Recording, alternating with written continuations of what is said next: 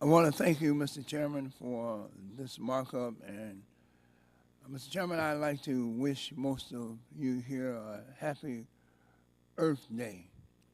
And to the others, the round Earth doubters and the flat Earth advocates, you know who you are. Even after all these many hundreds of years, I still would like to wish you all a happy flat Earth Day.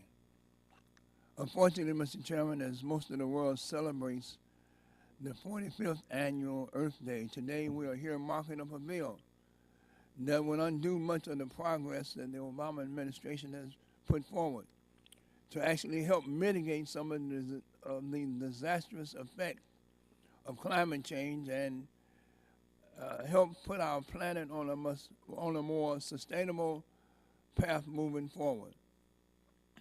Mr. Chairman, as both ranking member of this subcommittee and as well as a co-chair of the Joint Bicameral Task Force on Climate Change, I'm proud to support the efforts that the Obama administration has initiated on both the international and the domestic fronts to try and address the worst impacts of this serious threat to Mother Earth.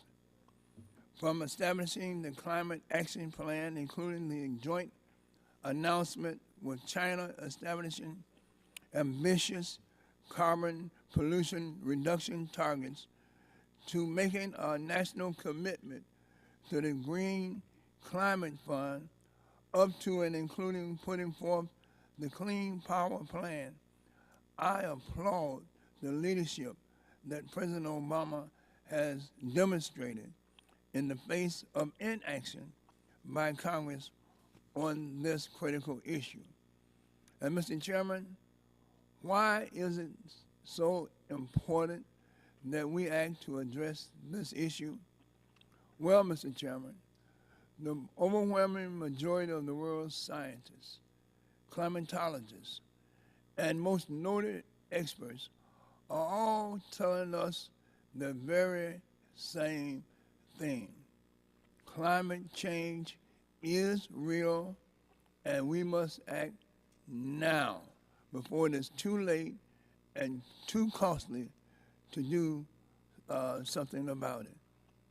From severe wildfires in the West to more frequent flooding in the Midwest to sea level rise and greater storm damage along our coast, climate change has already taken a huge toll on our nation to the tune of billions of dollars in costs due to water shortages, drought, livestock losses, damaged property, and serious and tremendous health impacts.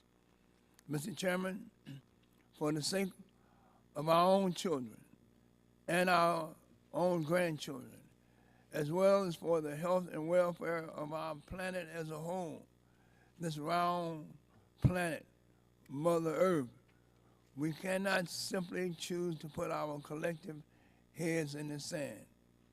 Instead of fighting President Obama's efforts to address what may be, in fact, the greatest threat that our country faces, Congress and the subcommittee should be supporting him, partnering with him, applauding him, and we should do our part to address climate change and lead our nation down the path of sustainability.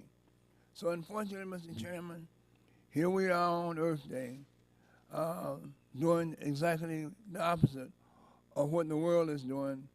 They are proclaiming Mother Earth, and they are indeed recognizing our obligation to protect our environment.